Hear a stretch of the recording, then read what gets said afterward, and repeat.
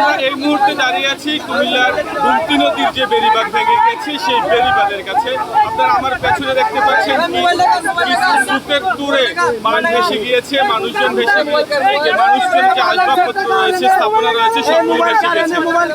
বৃহস্পতিবার দিবাগত রাত 11:30টার দিকে কুমিল্লার এই গুমতি নদী ময়মনসিংহ উপজেলার বুরবুরি এলাকার যে বেড়িবাঁধ রয়েছে সেই বেড়িবাঁধ ভেঙে কিন্তু লোকালয়ে পানি ঢোকা শুরু করে। এই লোকালয়ে এই বেড়িবাঁধ ভাঙার ফলে বুরুচুং এবং ব্রাহ্মণপাড়া পার্শ্ববর্তী এই দুটি উপজেলা কিন্তু একেবারে প্লাবিত হয়ে যাওয়ার যে আশঙ্কা তৈরি হয়েছে। এই প্রায় কমপক্ষে 5 থেকে 6 লাখ মানুষ পানিবন্দী হয়ে পড়বে বলে আশঙ্কা করছে জেলা প্রশাসন এবং পানি উন্নয়ন বোর্ড কর্মকর্তারা। তো আমার পেছনে আপনারা দেখছেন যে নদীর স্রোত ভেঙে যাওয়ার ফলে যে স্রোত তৈরি হয়েছে সেই স্রোত আপনারা দেখছেন। এই স্রোতের এই বিশাল একটা অংশ কিন্তু ভেঙে গিয়েছে, আপনারা দেখতে পাচ্ছেন।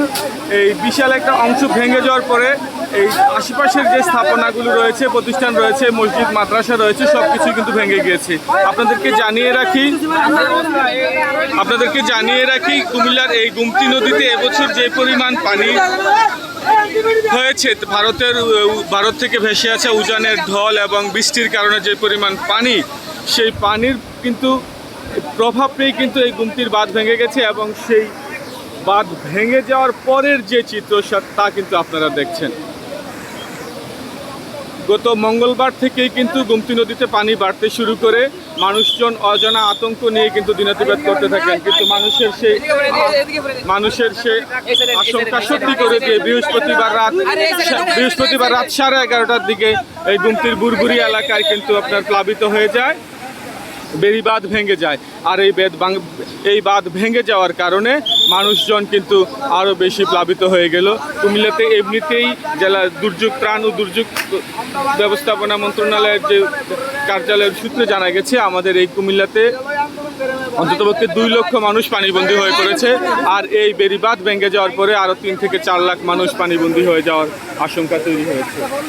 এই ছিল আমার কাছে আসলে কুমিল্লার যে বন্যার স্বাধীন পরিস্থিতি, সেই চিত্র। আপনারা আমার সঙ্গেই থাকুন, দেখতে থাকুন ভাঙ্গনের পরিস্থিতির সর্বশেষ। সবাই যখন জোয়ারে গা ভাসায়, কেউ কেউ শির দাঁড়া সোজা করে ঘুরে দাঁড়ায়। সময় যেখানে প্রতিনিয়ত হার মেনে নিতে শেখায়, কেউ কেউ চ্যালেঞ্জ ছুড়ে দেয়।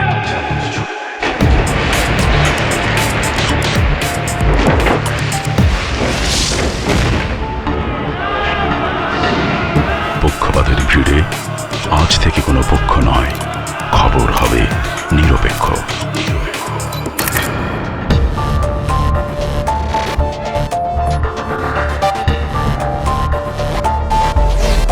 বানোয়াট তথ্যবাদ, খবর হবে নিখাদ। ভেঙে গুজবের শিক, খবর হবে নির্ভীক।